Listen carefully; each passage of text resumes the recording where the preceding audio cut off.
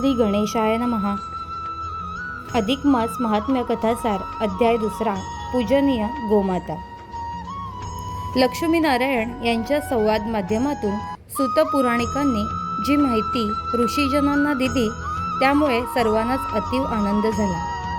महाराज नारायणांनी या अधिक मासातील गोमातेचं दर्शन आणि पूजन याचं काय महत्त्व सांगितलं ते ऐकायला आम्ही फार आतुर आहोत. तेव्हा आपण कृपावंत होऊन ती माहिती आम्हाला सांगावी. गालभ ऋषींनी सूतांना विनंती केली. तेव्हा सूत म्हणाले, मुनींनो, अधिक मासात स्नान, दान, यात्रा, जप, तप, उपास आणि उपासना करणाऱ्या प्रत्येकालाच आरोग्य, धनसंपदा, सुख आणि समाधान हे मिळतंच. पण काय? ऋषीवर्याने विचारले. तेव्हा सूत पुराणिक सांगू लागले. देवी लक्ष्मीने विष्णू भगवंतांना असा प्रश्न विचारला की, स्वामी, जे लोक दरिद्री आहेत, शारीरिक व मानसिकदृष्ट्या दुर्बल आहेत, अशा लोकांना सहज करता येण्यासारखं एखादं पुण्यकर्म नाही का, की जे केलं असता तेही सुखी व समाधानी होतील? लक्ष्मी मातेचा तो प्रश्न ऐकला मात्र आणि भगवंत अतिप्रसन्न झाले. लक्ष्मीचे कौतुक करीत म्हणाले, देवी, खरंच आपण मातृत्व भावाला साजेसाच प्रश्न केला आहे. मातेला सर्व लेकरंही सारखीच. तिच्या मनात सर्वांचंच कल्याण व्हावं हा समत्व भाव असतो. हेच खरं. देवी, जे दरिद्री, दुर्बल, अशक्त आणि असमर्थ आहेत त्यांनाही अगदी सहज करता येईल असा एक सोपा नियम आहे.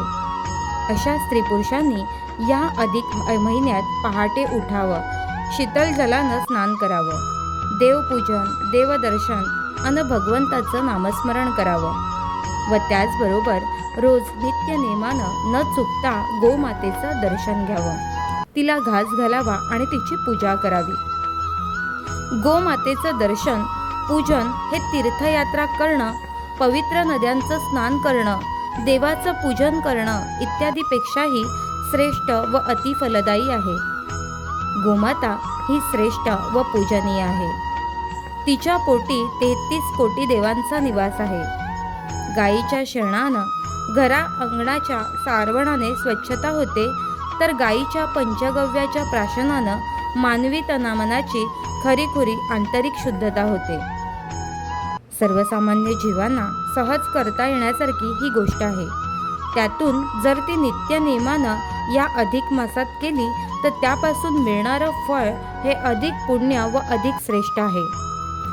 गाय ही पवित्र, पूजनीय आणि वंदनीय आहे. तिचं दर्शन, पूजा आणि सेवा ही कल्याणकारी आहे.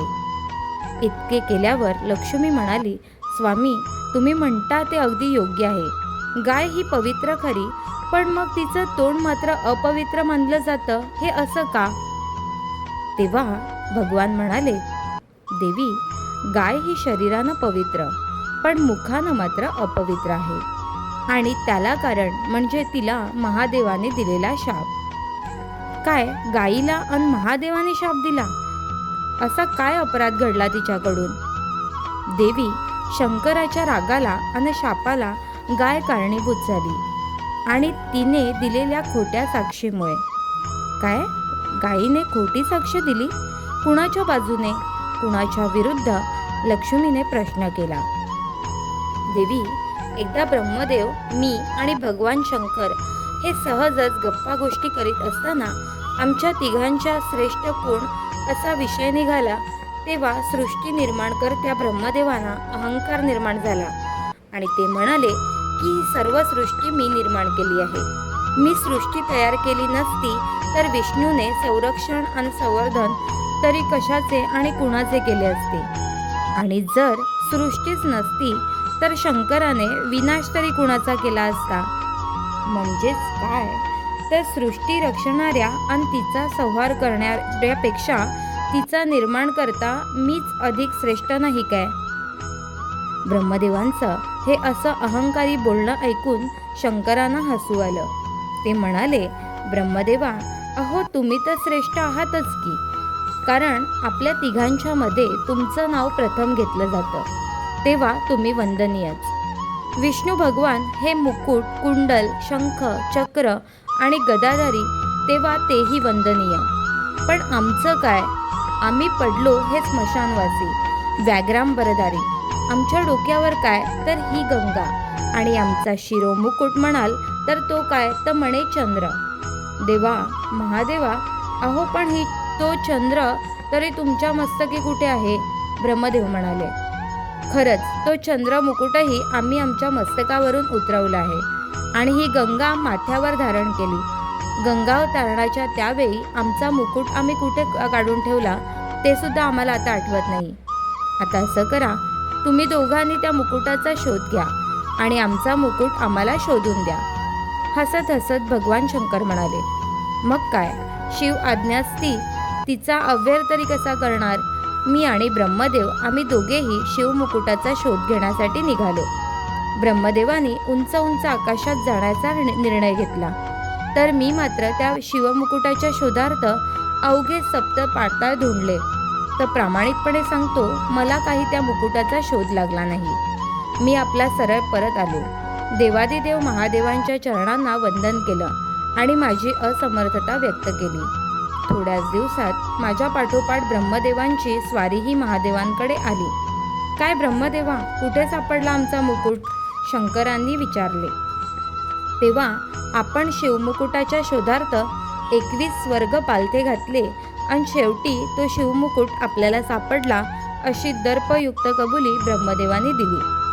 काय सांगता, खरंच आमचा मुकुट तुम्हाला सापडला का?